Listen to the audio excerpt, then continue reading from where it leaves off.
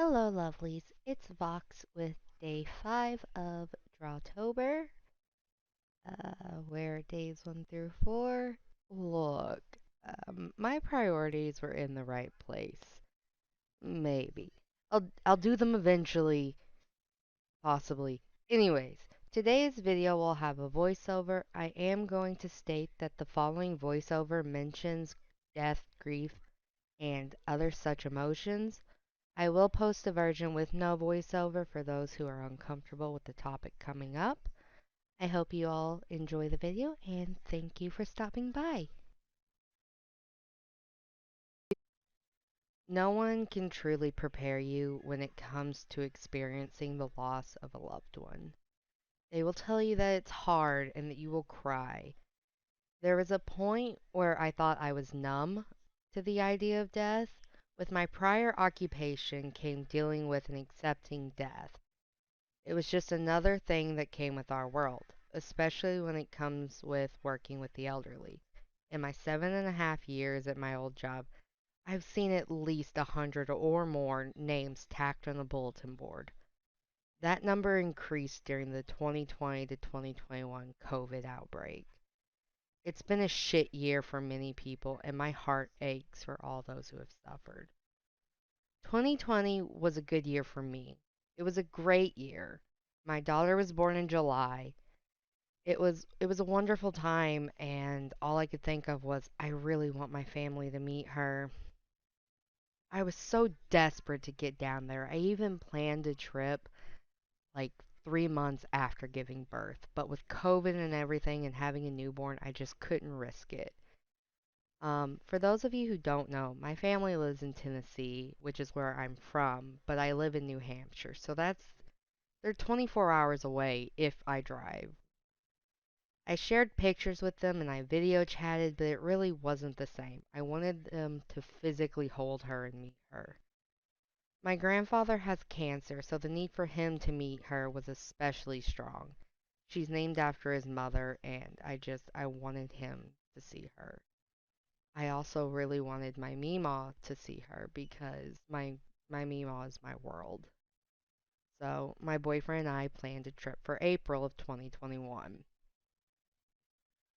Life's an asshole and it just rips the rug out from under your feet when you're not expecting it. February 15th, I received the first of several phone calls that I will never forget. My cousin Whitney called me and I knew. I knew instantly that I didn't want to have this conversation. Our Meemaw, who had been hospitalized over the weekend, had coded. They made the decision that if she coded again, they would let her go. And that's a decision that I wouldn't put on anybody. I remember crumpling to the ground, crying. My boyfriend helped me to my feet, and we laid on the bed, and he just held me while I cried. I had to go to work that day, so I told my cousin to call me if anything happened. I gave her my work number, and I drove. I drove and I drove and I drove. I don't remember the drive. I just switched into autopilot. I remember leaving and I remember showing up at work. There was no in between. I informed my supervisor that I would not be okay. She told me she completely understood and that if I needed anything, she'd be there for me. Around 10:45 in the morning, the phone rang, a double ring, signaling an outside line calling the facility. I stood by the sink, staring across the kitchen as my coworker said it was for me. I answered and Whitney was crying. She had coded again and it was time to say goodbye. I cried and I cried so damn hard in the middle of the kitchen as I told Mima I loved her for the last time. That's the thing about death. They tell you that you'll be sad, but they don't tell you the deeper feeling. You won't make any more memories with this person. You'll have to completely change your life. I had to change her contact name, which was the hardest. My aunt accidentally called me, and just seeing her name pop up, I just broke down. She wasn't just my grandma, not just my Meemaw. She was my person. She was the greatest person in my life. There are things I can't watch anymore, There are things I can't do. I can't watch Game of Thrones. I can't watch Moana, especially. Long car rides are harder now because I can't call her to make time go by. There won't be any more happy birthdays. There won't be a lot of things, and I'm still not prepared for it. I don't get to hear her little cackle when she picks on my aunt or my uncle. I don't get to hear her say, I love you and I'll talk to you later. My Mima loved dragons, and that's what inspired this drawing.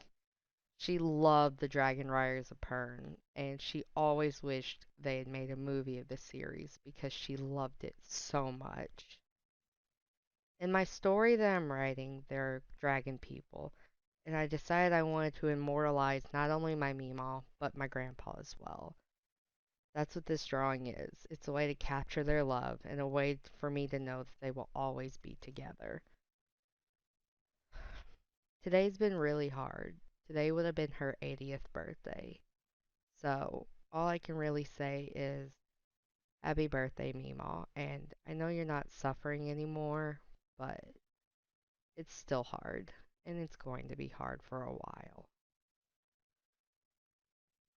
I will share all of my memories of you, all the photos, all the little things with Corda, and I'll hold her extra tight tonight, just so she knows that you loved her as much as I loved you.